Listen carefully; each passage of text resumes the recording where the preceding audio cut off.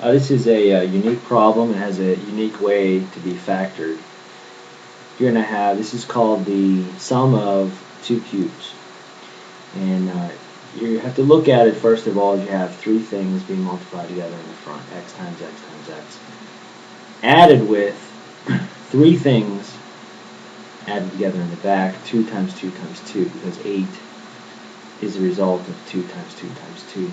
When you see a problem in this form, three things multiplied together plus three other things multiplied together, there's a basic formula, a basic algorithm, a basic setup where you can break this down in a factorable form.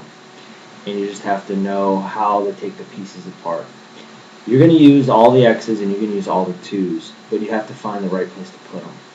You're going to put one x in the beginning, and you're going to put two x's in the back. You can see there the 1x is x plus 2, and then there's an x squared. You're going to do the same thing with the 2's. The part of the x plus 2 is that one of the 2's is in the front part, and then two of the 2's are in the back because 2 times 2 is 4. And the next part of this problem is to remember to bring down the signs. The sign will come down directly and stay the same. But the sign flips between these two problems in the middle.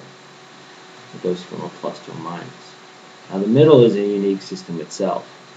The middle is going to be 2 times x, right in the center, and always has an opposite sign. It seems complicated. It seems like for some reason it shouldn't work, but it does work. In the next part, we're going to show how you can prove this problem, and how if you put numbers in, the numbers are going to go ahead and equal the same thing as the top as they do on the bottom. It's just an easier way for your next steps in mathematics. This is how you factor this type of problem.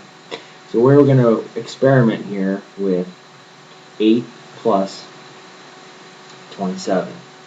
Now immediately we can see that there's 2 times 2 times 2 makes the 8, and 3 times 3 times 3 makes the 27.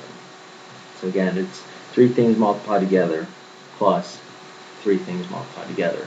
There's 3 parts to the 8 and there's 3 parts to the 7. So again, this is just a mathematical breakdown so to show how this works. Look at it in a different way. Again, you can take one of the 2's and put them in the front, and two of the 2's and put them in the back. So that's why I have the 2 squared in the back, 2 times 2. You can do the same thing with the 27's because they're broken down into 3 3's, 1 3 in the front, and 2 3's in the back. Now again, someone had figured this out, and it works. Once you put all these numbers through, we're going to see how they come out to equal the same thing.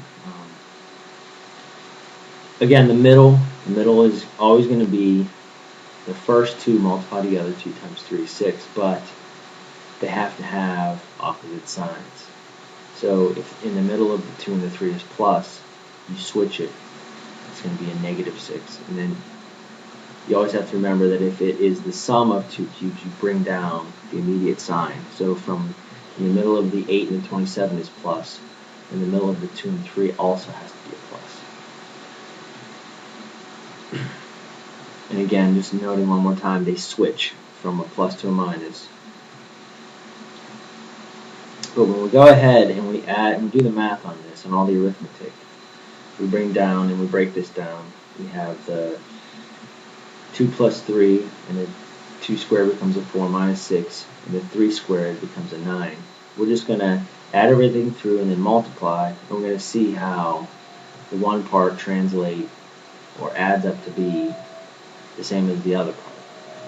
And we can see the 2 and the 3 is going to make a 5, and the 4 minus 6 plus 9 is going to make a 7, so 5 times 7 is 35. When we look at the top there, and it's easily apparent to see that 8 plus 27 is also 35.